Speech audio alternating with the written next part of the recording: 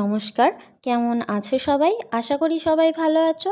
আমার mini blog day 8 of 60 days চ্যালেঞ্জে সবাইকে স্বাগত জানাই। তো ব্লগটা দশমীর পরের দিন অর্থাৎ একাদশীর দিন কিছু অঙ্গরাগ করেছি, তারই কিছু মুহূর্তের।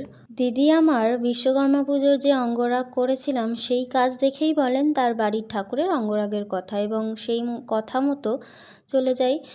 সত্যি বলতে বাড়ি গিয়ে অঙ্গরাগ এই প্রথম করলাম, নয়তো সবসময় ঠাকুর আমার বাড়ি এনেই অঙ্গরাগ করি।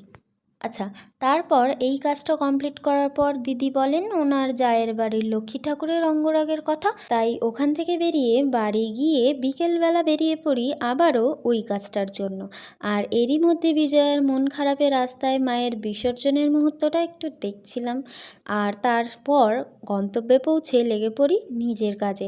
কাজগুলো কেমন হয়েছে অবশ্যই জানিও। দেখা হবে নতুন কোনো কাজ নিয়ে নতুন কোনো ভিডিওতে বা নতুন কোনো ব্লগে। তো আজকের মতো ভিডিওটা এখানেই শেষ করছি। ভিডিওটা ভালো লাগলে অবশ্যই একটা লাইক করে দিও, আর এভাবেই আমার পাশে থেকো। আজ আসি, টাটা।